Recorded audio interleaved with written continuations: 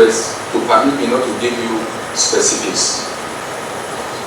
I am saying so because the information that our common enemies get, majority of them we have confirmed is from the media, from the cyber, from the air.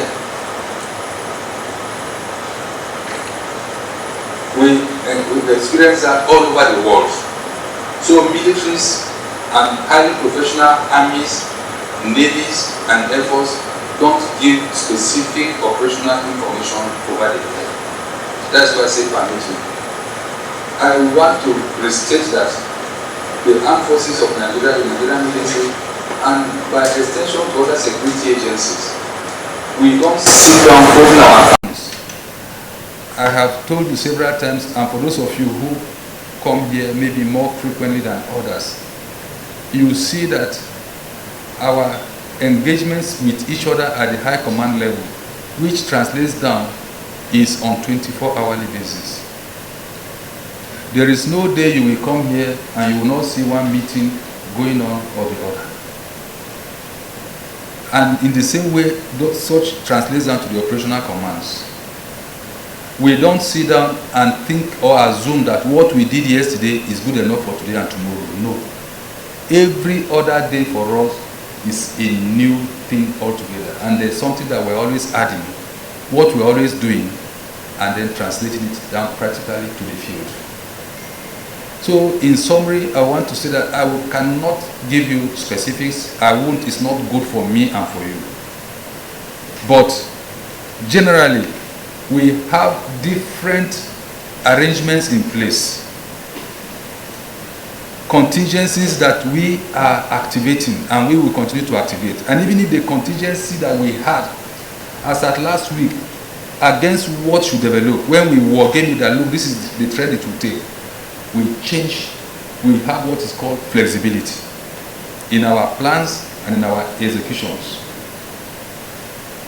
For instance, before things started unfolding, when COVID-19 came, we knew that based on the kind of population that we have, the training we have gotten at strategic level, operational level, and tactical level, that events like this were going to unfold.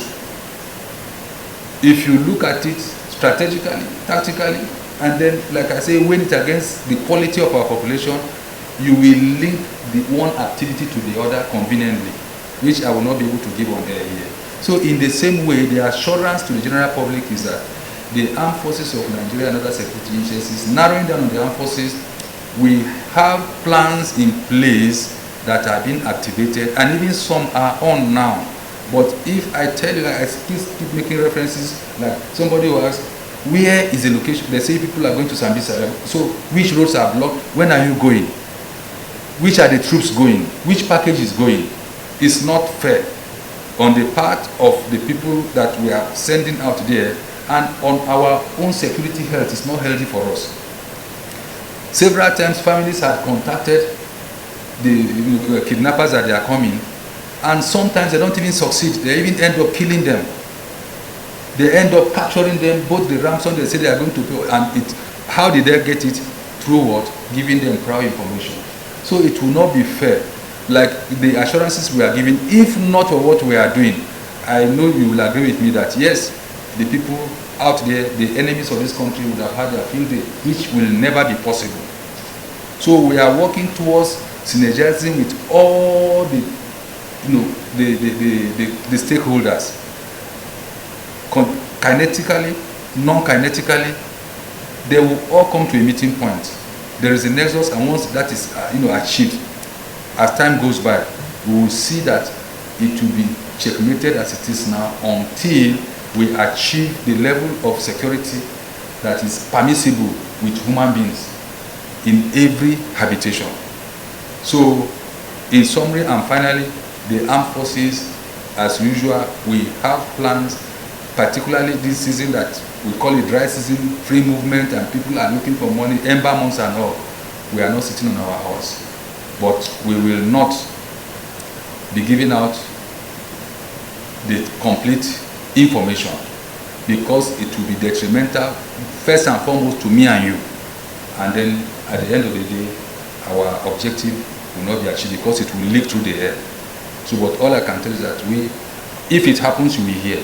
We will be telling you about successes, about results. I think it is better that let's take that approach. You get to a level higher than this. It's not our responsibility, and I know that is what we are going to pick now. And that is it's not my responsibility here. I brief you about operations. Please note that. And be careful of what I'm going to see in your headline, because I will now refer you. I did not talk about collaborators in the Northeast here. It is about the Northwest. I spoke about the Northwest. I didn't mention, so you did not get me right.